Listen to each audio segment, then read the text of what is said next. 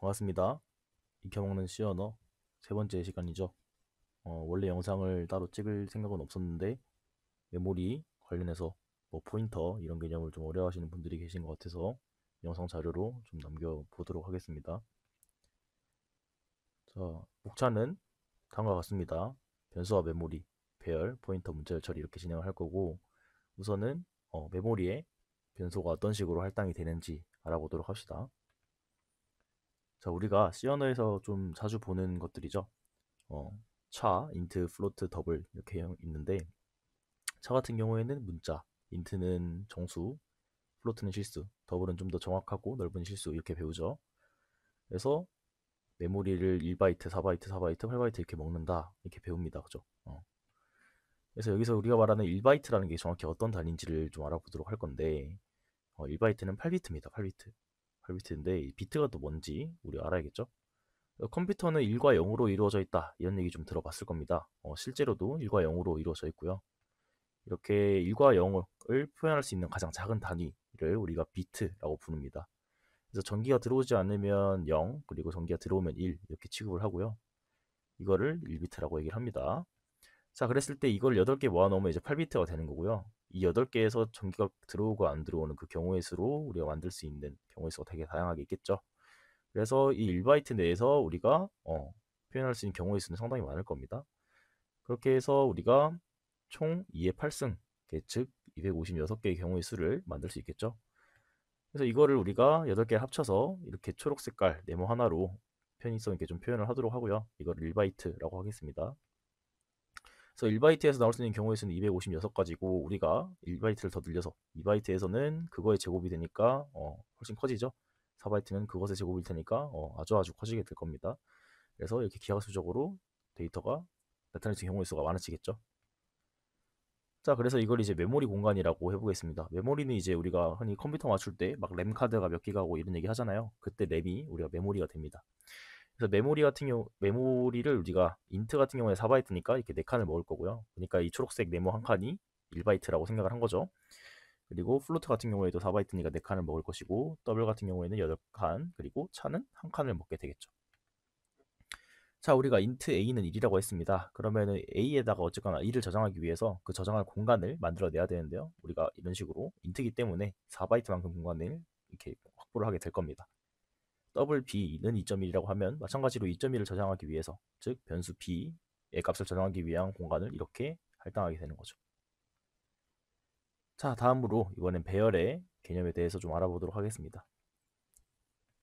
자, 우리가 유저의 나이를 저장하는 프로그램을 작성한다고 쳐봐요. 그러면은 이렇게 유저 1, 2, 3, 4까지 이렇게 해서 5까지 해서 각 유저들의 나이를 저장을 했습니다. 근데 만약에 유저 수가 1000명이라면 우리가 변수를 1000개를 만들어야 될까요? 뭐 물론 만들 수도 있겠지만 되게 관리하기도 번거로울 겁니다. 그렇기 때문에 우리가 배열이라는 개념을 도입을 하게 됩니다. 우선 배열에 대해서 알아보기 전에 이렇게 메모리 공간에 또 어떻게 할당되어 있나 보면은 뭐 대충 이런 식으로 좀 난잡하게 흩어져서 이렇게 있을 겁니다. 뭐 이 배치 구조 같은 경우에는 랜덤이라고 생각하시면 돼요. 정확히는 운영 체제가 가장 최적의 위치에 알아서 해주는 거지만 그걸 우리가 제어할 수는 없습니다. 자, 그래서 우리가 배웠다시피 이거를 이제 배열로 나타내게 되면은 이렇게 쪼개해 줄 수 있겠죠. 그래서 보시면은 자료형, 그리고 배열명, 그리고 대괄호, 그리고는 초기값 이렇게 세팅을 해줄 수가 있었습니다. 자, 그래서 이렇게 했을 때는 메모리 구조가 이렇게 메모리 블럭처럼 이렇게 딱 떼지게 되고요. 우리가 인트형 변수 5개를 저장하기로 했으니까 4, 5는 20이죠. 20바이트만큼 20칸을 이렇게 먹게 됩니다. 그래서 각 데이터에 우리가 이렇게 접근할 수 있었죠. 이렇게 접근할 수 있었습니다. 그래서 이렇게 이런 값들이 저장이 되는 것이죠. 반면에 이런 식으로 배열을 선언할 수도 있었습니다. 우리가 int users age 해가지고 이번에는 항목이 몇 개인지 이렇게 적어줄 수 있었죠. 그래서 이렇게 메모리 공간이 있다고 할 때 마찬가지로 6개의 데이터를 저장할 수 있게끔 이렇게 해줄 겁니다. 그런데 이번에는 뒤에 뭔가 초기화를 해주지 않았죠. 초기화를 해주지 않았기 때문에 어떤 값이 들어가 있을지 모릅니다. 우리가 이걸 가베지 값이라고 부르는데 이 가베지 값을 좀 더 상황적으로 보면서 알아보도록 합시다. 자, 이런 코드가 있습니다. 이런 코드가 있는데 이런 코드가 굴러가면서 메모리에 어떤 변화가 있는지를 한번 보세요. 자, A는 1이라고 했습니다. A는 1이라고 했기 때문에 A를 저장할 공간을 만들고 거기다 2를 저장을 했네요.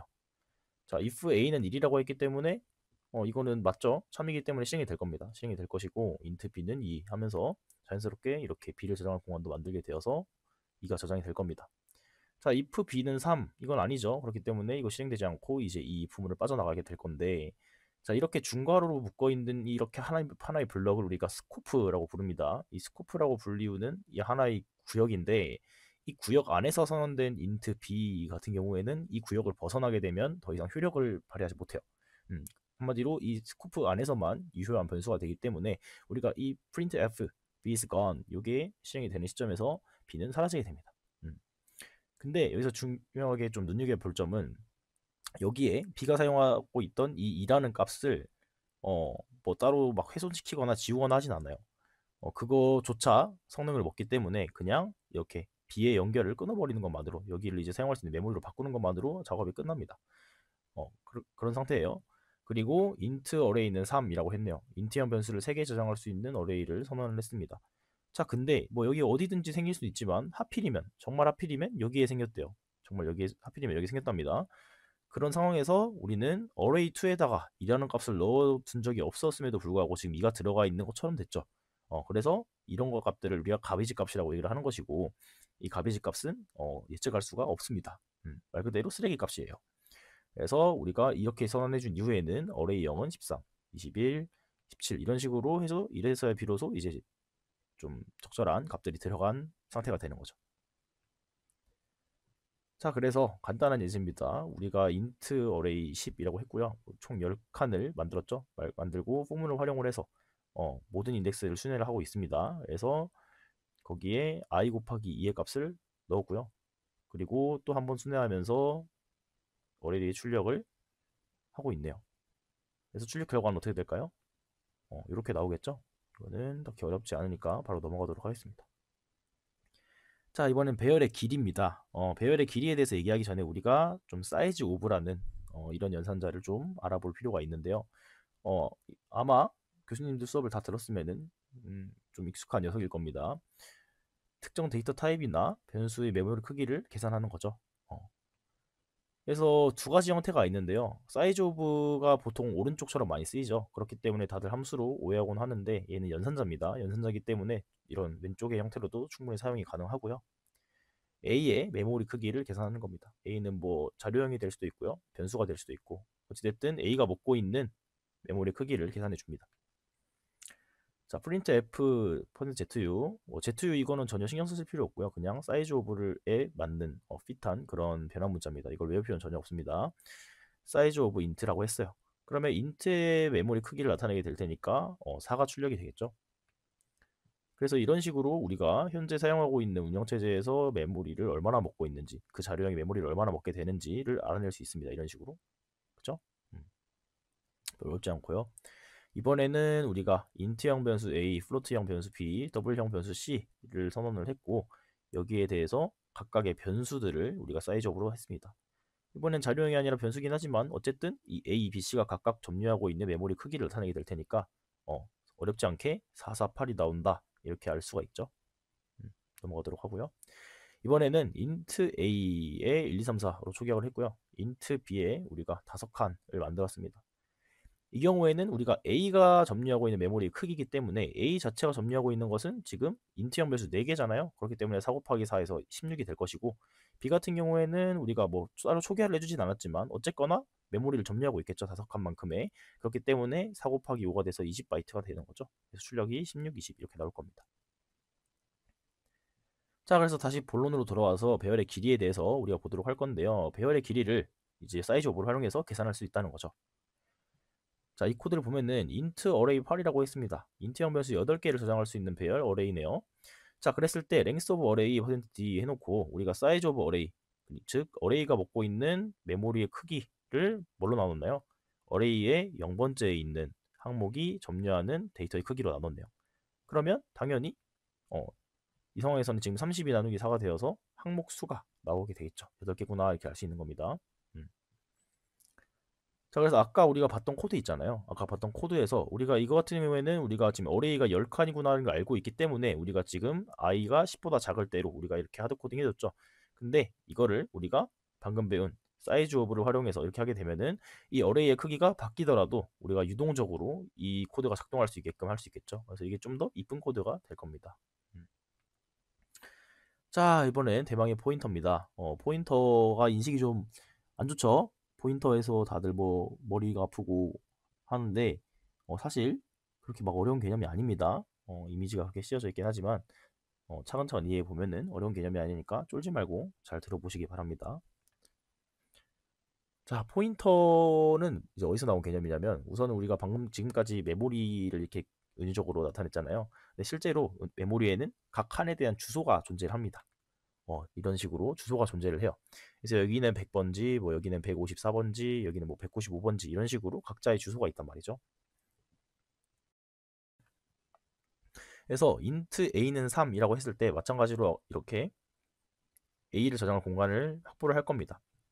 그런데 이 a가 확보한 공간은 지금 132번지, 그리고 133번지, 134번지, 135번지죠. 근데 그 중에서 가장 왼쪽에 있는 가장 작은 첫 번째에 있는 주소를 우리가 a의 주소값이라고 얘기를 합니다. 그러니까 이 상황에서는 a의 주소값이 132가 되는 거죠. 자, 더블 b는 3점이라고 했습니다. 그러면 또 더블 b를 저장하기 위한 공간을 이렇게 만들 거고요. 우리가 이때 지금 이 상황에서는 b의 주소가 뭐겠어요? 148이 되겠죠. 자, 그래서 이 주소를 우리가 저장하는 작업을 할 건데 우리가 int 별 pa, 별이 뭔지 모르겠지만 별이 붙었네요. 별 pa는 $a, 우리가 and라고 부르는 거, 이걸 이름이 원래 $입니다. 그래서 $a 이렇게 했어요. 그래서 지금 초면인 게 별이랑 $, 이거 두 개인데 우선 $부터 보도록 할게요. $는 주소 연산자라고 불립니다. 그래서 메모리 주소를 가져와요. 변수의 메모리 주소를 가져오는 연산자입니다. 그래서 int a는 3이라고 했고 int 별 pa, 뭐 별 pa가 뭔지 모르겠지만 어쨌거나 이 녀석한테 a의 주소를 넣겠다, 대충 이런 것으로 보이죠. 이때 왼쪽에 있는 게 포인터 변수가 됩니다. 자, 포인터 변수는 우리가 이렇게 있는 자료형들에 대해서 이렇게 별을 붙여주게 되면 얘는 포인터 변수가 돼요. 주의할 점은 이렇게 같은 자료형에 대응이 돼야 된다라는 거고요. 그래서 이 녀석 같은 경우에는 차별 p 하면은 얘는 차 변수의 주소를 저장하는 포인터 변수 pa가 되는 거고요. 얘 같은 경우 밑에 있는 int 같은 경우에는 pb 같은 경우에는 int형 변수의 주소를 저장하는 포인터 pb가 되는 거죠. 그래서 주의할 점은 이거는 이제 별은 포인터 변수라는 걸 알려주기 위해서 있는 것이고 변수 이름 자체는 pa, pb, pc 이렇게 되는 겁니다. 아시겠죠? 근데 이제 이렇게 설명을 하면은 약간 의문을 가질 수 있어요. 자, 보세요. 앞에 보면은 자, 이런 식으로 주소가 있습니다. A 같은 경우에는 int고 B 같은 경우에는 자료형이 더블이죠. 근데 int든 더블이든 간에 우리가 메모리의 주소는 항상 정수로 일정합니다. 그죠? int라고 해서 뭔가 더 다른 자료형을 쓰고 주소가 그죠? 더블이라고 해서 별다른 걸 쓰는 게 아니잖아요. 어떤 자료형이든 간에 메모리에서 존재하는 주소들은 전부 다 정수형일 겁니다. 근데 왜 이거를 말이죠? 왜 이렇게 대응되는 걸 써야 되는가? 그잖아요. 왜냐면은 예의 주소, 예의 주소 어쨌거나 다 같은 형식일 텐데 왜 이렇게 구분을 해서 쓰나요?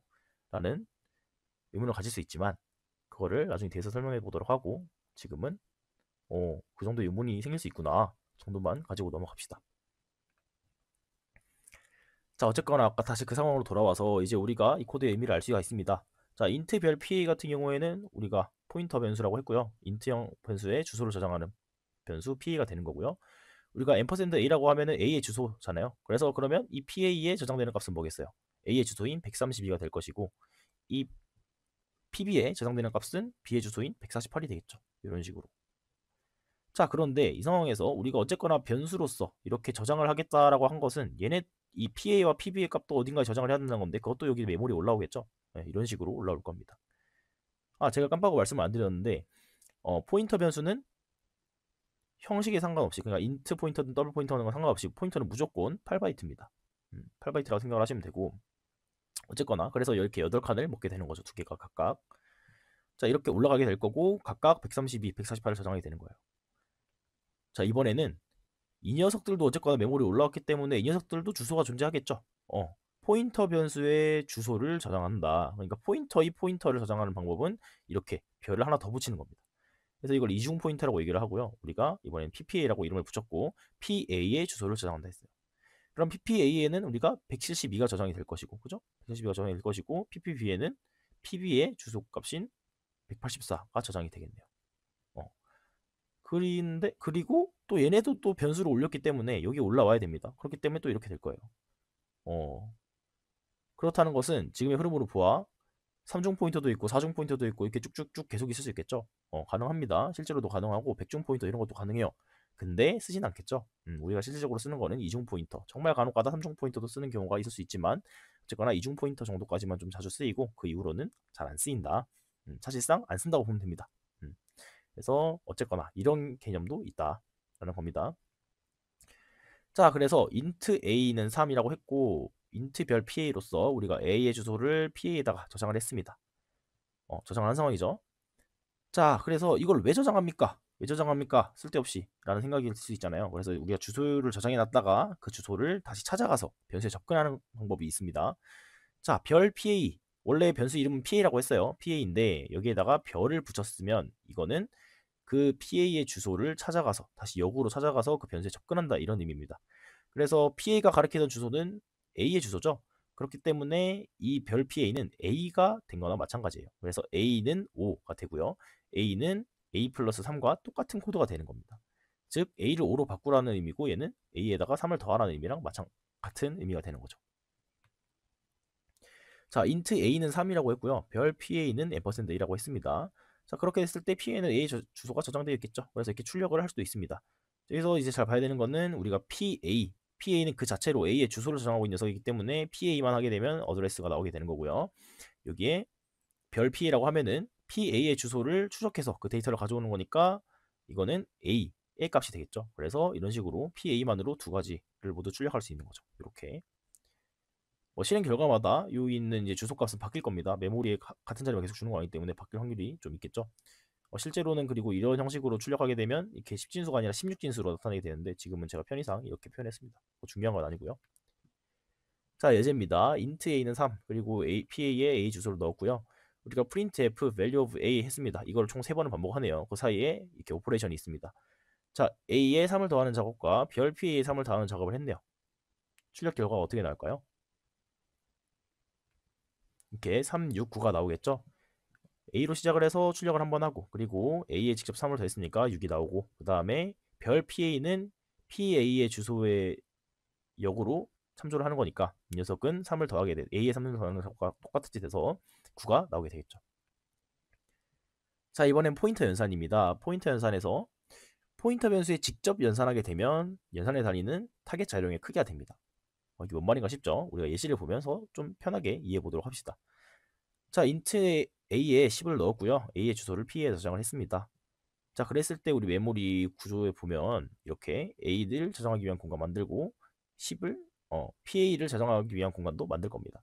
그런 다음에 각각 적절한 값을 지금 넣어줬네요. 그래서 a에는 10이 있을 것이고 pa에는 116이 있겠죠. 여기 a의 주소는 116이죠. 그래서 116이 들어간 거예요. 자, 그러고 나서 코드 두 줄을 추가해 봅시다. 별 pa에 2를 더하고요. pa에 2를 더한대요. 자, 먼저 별 pa에 2를 더하는 거는 우리가 잘 알고 있죠. 별 pa는 a와 똑같으니까 지금 2를 더하면 여기 a 값이 11이 될 거고요. 그렇죠? 그리고 pa에 2를 더하면 여기 pa 값이 직접 올라가겠죠. 116이 117이 되진 않고요. 우리가 더하게 되면 120이 되게 됩니다. 그래서 이게 이 말인 거예요. 왜 4가 들었냐? 아니 2를 더했는데 왜 4가 들었습니까? 라고 하면은 int가 4바이트이기 때문이죠. 포인터 변수에 직접 연산했습니다. PA에 직접 연산했을 때 연산의 단위는 타겟 자료의 크기가 되는 거죠. 타겟 자료용은 int이기 때문에 4바이트가 연산의 기본 단위가 되는 거라서 우리가 1을 더하면 4가 늘어나고 2를 더하면 8이 늘어나고요. 3을 더하면 12가 늘어나는 그런 방식이 되는 거예요. 응용해 봅시다. 더블 A에다가 우리가 10.1을 저장을 했고요. 그리고 별 PA에다가 이렇게 A의 주소를 넣어줬습니다. 그랬을 때 우리가 A 그리고 PA를 저장할 공간이 이렇게 생길 거고요. 그리고 A에는 10.2가 들어가고 PA에는 116이 들어가겠네요. 마찬가지로 코드 두 줄을 추가해주면 별 PA에 1.3을 더했을 때는 A의 값이 11.5가 될 것이고요. 그리고 PA에 직접 2를 더했을 때는 어떻게 돼요? 116이 그쵸. 124가 되는 거죠. 왜냐면 얘는 타겟 자료형이 더블이기 때문에 더블의 크기는 8바이트죠. 그렇기 때문에 기본 연산 단위가 8이 되어서 우리가 1을 더하면 8이 되는 겁니다. 8이 더해지는 겁니다. 그렇게 어렵지 않죠? 그래서 이 내용이 좀 중요합니다. 왜 중요하냐? 이게 배열의 항목 접근 방식과 되게 유사해요. 이게 무슨 말입니까? 한번 보도록 합시다. 자, 포인터와 배열의 관계입니다. int array 4라고 했고요. 그러면 우리가 array int형 변수 4개를 저장할 수 있는 array가 하나 만들어진 거죠. 그랬을 때 이런 식으로 공간이 할당이 될 겁니다. 맞나요? 자, 그리고 이번에는 int별 ptr이라 했습니다. 초기한 따로 안 했네요. 그냥 ptr. 그러니까 int형 변수의 주소를 저장할 수 있는 ptr을 우리가 선언한 겁니다. 그래서 이렇게 공간이 생기게 되었네요. 자, 이 상황에서 우리가 ptr을 116이라고 가정해 봅시다. 자, 지금 이런 방식은 불가능합니다. 불가능해요. 왜냐하면 우리가 116에 얘가 있을지 어떻게 아릅니까? 그죠? 이거는 불가능하지만 지금 상황적으로 그냥 예제를 위해서 연출된 상황이라는 걸 좀 감안을 하시고 보시기 바랍니다. 어쨌거나 우리가 좀 전지전능한 신의 능력으로 여기 하필이면 똑같은 116, 116 이렇게 똑같은 녀석을 이렇게 할당을 해줬다고 칩시다. 자, 이 상황에서 우리가 array 0, 그러니까 이 주황색 칸에 접근하는 방법이 뭐였습니까? array 0이라고 하면 됩니다. 그죠? array 0이라고 하면 되는데 우리가 ptr을 통해서 이 array 0, 이 주황색 칸에 접근하고 싶다라고 한다면 어떻게 했어요? 앞에서 배웠다시피 그죠? 116이니까 하필이면 116이니까 ptr이 우리가 별 ptr 하면 이렇게 접근할 수 있을 겁니다. 그죠? 이번에는 array 1의 값에 접근하는 방법이에요. 마찬가지로 array 1 할 수도 있겠지만 우리가 이 ptr을 활용해서 접근한다고 한다면 우리가 앞에서 배웠던 포인터 연산을 응용해서 이렇게 접근할 수도 있겠죠. 먼저 괄호를 열어서 ptr에 2를 더한, 그러니까 4칸 뛰어간 그 주소로 가서 별을 해서 역참조를 하면 되는 거죠. 자, array 두 번째에 접근하는 방법도 마찬가지로 이렇게 할 수도 있겠지만 ptr을 활용해서 하면 이렇게 나타낼 수 있을 겁니다. 자, 뭔가 공통점이 보입니다. 그죠? 지금 array의 시작 주소와 ptr이 가리킨 주소가 같게 되니까 이런 식으로 접근이 가능해진다는 특징이 있었습니다. 그죠? 자, 뭔가 규칙성이 보이려 하는데, 자, 여기에는 뭔가 0을 더해도 상관없으니까 이런 식으로 나타내 볼게요. 그래도 문제 없죠. 이렇게 했을 때 우리가 이거를 좀 정규화 시킬 수 있죠. 이렇게 array의 n번째는 이렇게 별 ptr 더하기 n으로 정규할 수 있습니다. 그 말인즉슨 이게 이런 상황일 때 이게 성립을 한다는 거죠.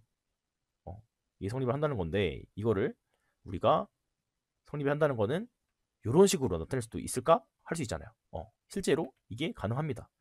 그래서 사실은 이 녀석이 이 녀석과 같은 의미예요. 정확히는 왼쪽이 먼저 나온 표현인데 오른쪽으로 개발자들이 왼쪽 표현이 너무 번잡하니까 오른쪽으로 좀 편하게 쓸 수 있게 만든 겁니다.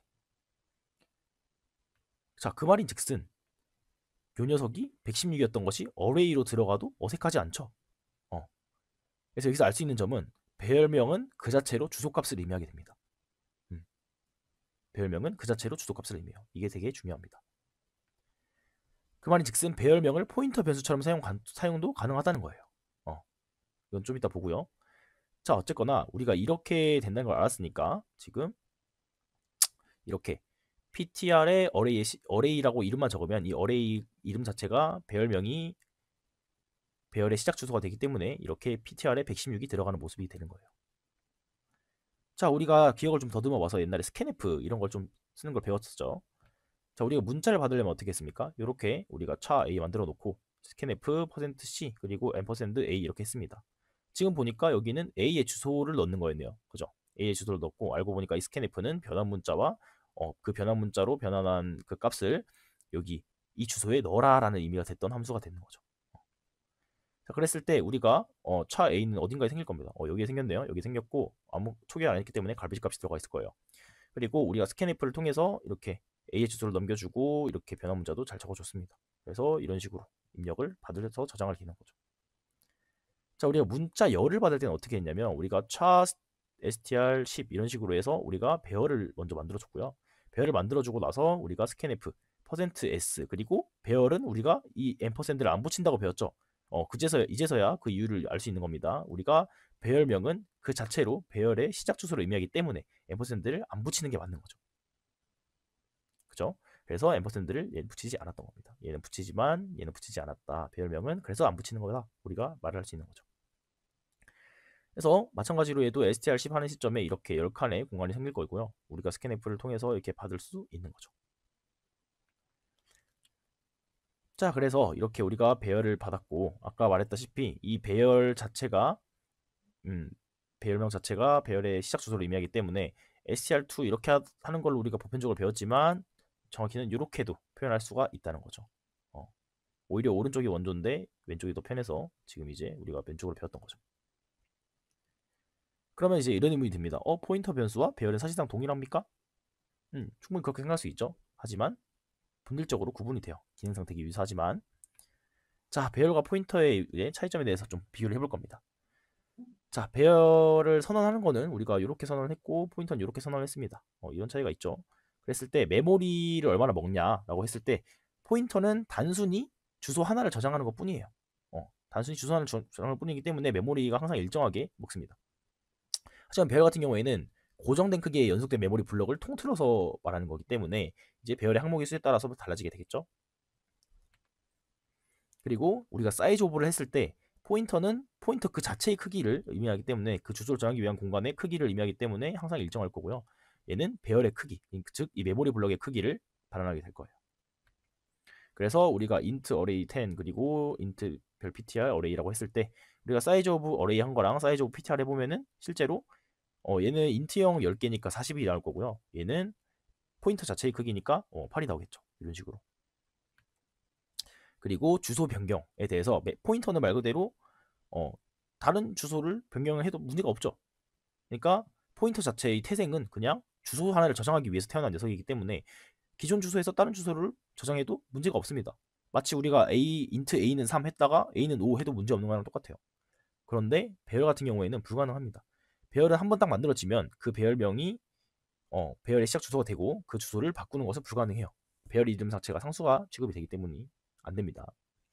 그래서 예시 코드를 보면은 int array 10 그리고 int array to 10 했습니다.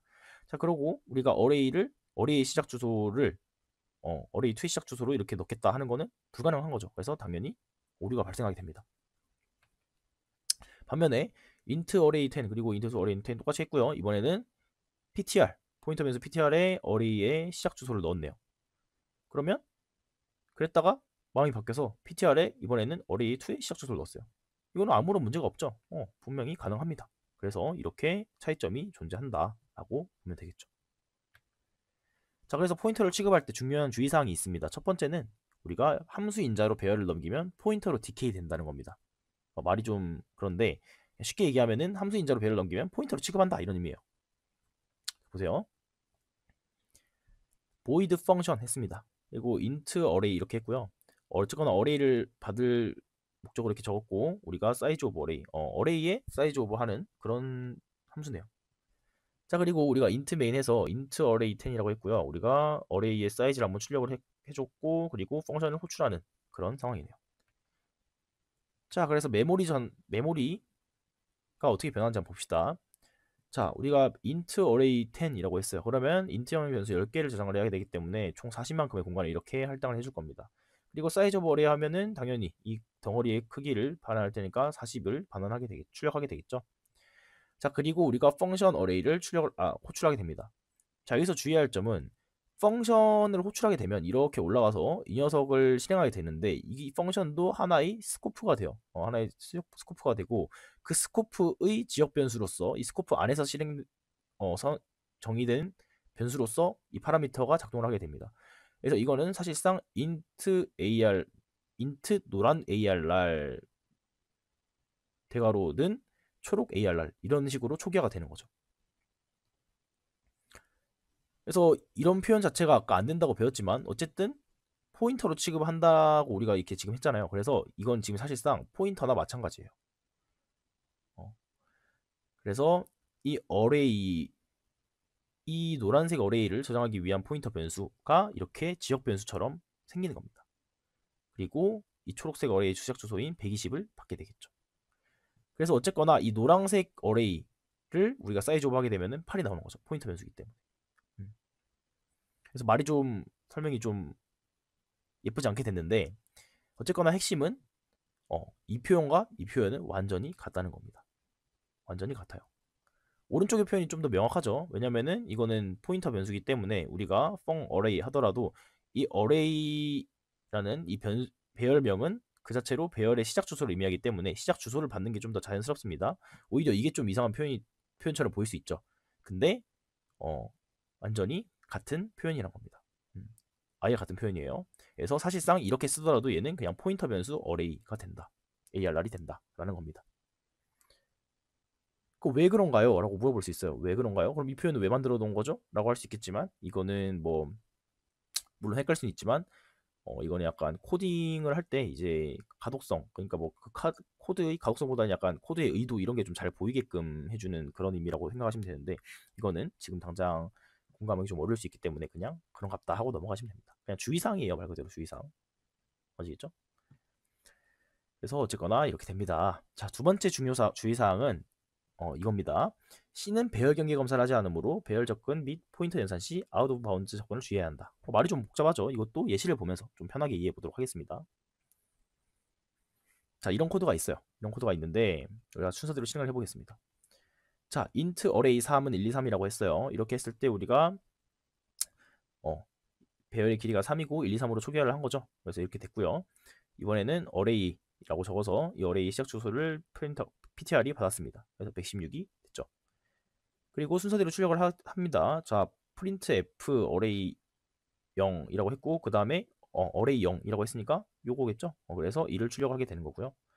자, 이번에 두 번째로는 printf array 첫 번째를 하는데 이번에는 ptr을 통해서 했네요. ptr을 통해서 이렇게 1 연산을 해서 2 요거에 접근을 해서 우리가 2를 출력을 했습니다.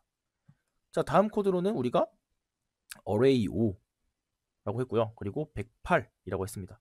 자, 근데 우리는 array를 총 3칸만 만들어 놨고요. 지금 이거는 6번째 칸이기 때문에 잘못된 접근이죠. 그래서 지금 보면은 요 연산을 따르면 우리가 array의 인덱스 5번째라 하면은 자, 여기가 0번째, 여기 첫 번째, 여기 두 번째, 여기 세 번째, 여기 네 번째, 여기가 5번째죠. 즉, 요 부분을 지금 우리가 접근해서 요 지금 부분을 데이터를 108로 덮어 씌우는 겁니다. 자, 그러면 하필이면 그 위치에 지금 뭐가 있었어요? PTR이 있었죠. 그러면 PTR의 이게 절반만큼의 공간을 얘가 108로 덮어 씌우게 되면 이 PTR은 이상한 값으로 변해버리겠죠. 손상이 됩니다. 그러면 그 이후로부터는 그 이후 줄부터는 예측할 수 없는 즉 프로그램이 그냥 망가지는 거죠. 그렇기 때문에 이런 접근을 되게 주의를 해야 됩니다. 뭐 자바 같은 좀 고급 프로그래밍 언어 같은 경우에는 이거를 컴파일러에서 잡아요. 이거는 세 칸만 했는데 말도 안 되는 주소를 접근하려 했기 때문에 이건 안 됩니다 하면서 미리 알려줍니다. 하지만 C 언어는 그런 걸 해주지 않아요. 그냥 개발자가 까라면 깝니다. 개발자가 이거 해 하면 뭐 잘했겠지 하면서 그냥 알아서 해버려요. 실제로 여기 108을 덮어 씌우기 때문에 개발자가 직접 이런 걸 잘 신경을 써줘야 된다는 거예요. 이거는 제가 잘못 만든 PPT고요. 이 뒷내용은 무시하시면 됩니다. 자, 이번에는 문자열 처리, 마지막으로 문자열 처리를 보도록 할 거예요. 문자는 우리가 뭐 대문자 A 또는 뭐 소문자, 뭐 숫자 4 그리고 느낌표 이런 것들을 우리가 문자라고 할 수 있어요. 근데 컴퓨터에는 우리가 알다시피 1, 0밖에 저장을 못한다고 했습니다.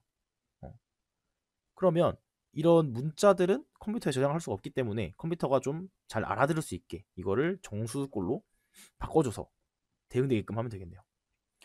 그래서 대문자 A 같은 경우에는 65, 소문자 A 같은 경우에는 97, 문자 4 같은 경우에는 숫자 52, 그리고 느낌표 같은 경우에는 33 이런 식으로 고유한 번호를 주는 거예요. 준다고 우리가 생각을 해봅시다. 자, 그랬을 때 문자열을 표현하는 방법은 우리가 문자열은 뭐죠? 문자들이 모여서 이룬 집합이죠.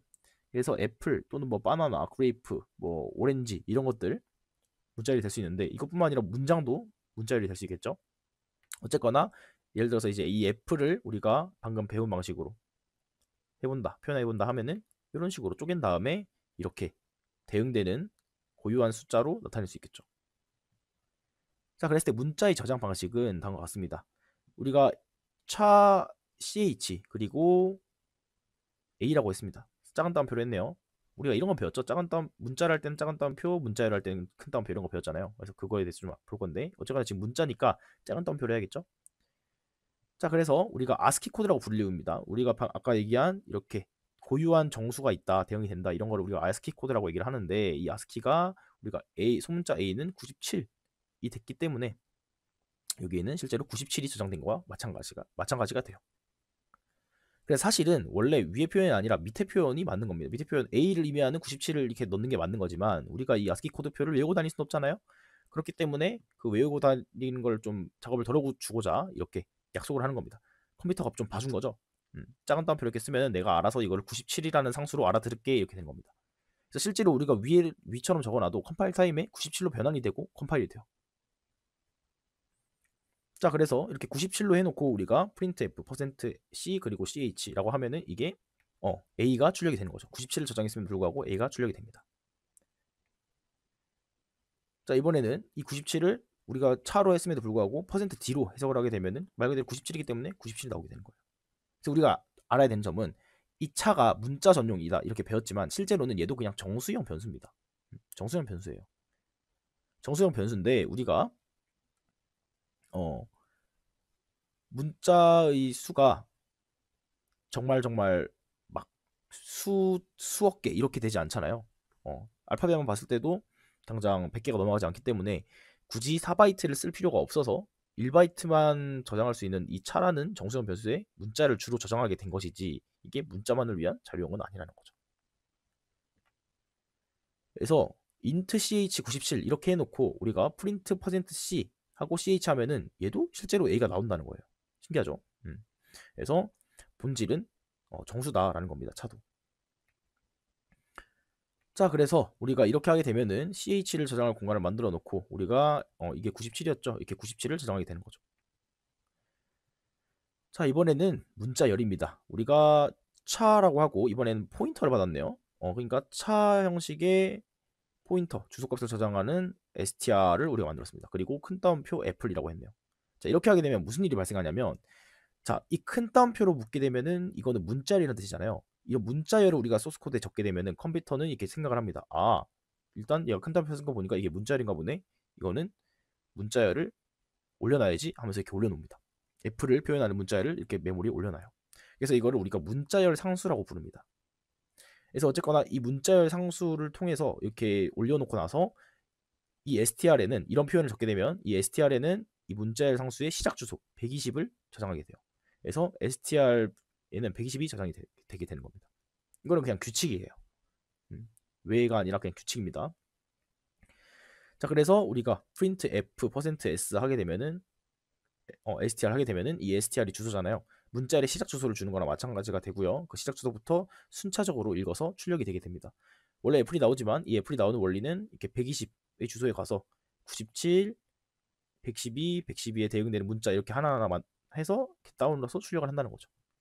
그럼 이제 컴퓨터는 그럼 어디까지 읽어야 돼요? 이런 생각이 들 거 아니에요. 그래서 문자열이 끝났음을 알려주는 이렇게 널문자를 우리가, 널문자는 0입니다. 정수로 널문자를 넣어서 이렇게 출력을 마치게 되는 거죠. 자, 그리고 주의할 점이 있습니다.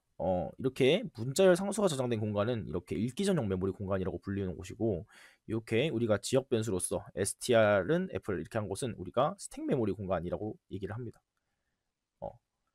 그래서 이 문자열 상수는 읽기 전용 메모리 공간에 있기 때문에 말 그대로 읽기 전용이에요. 여기를 수정하거나 할 수 없습니다.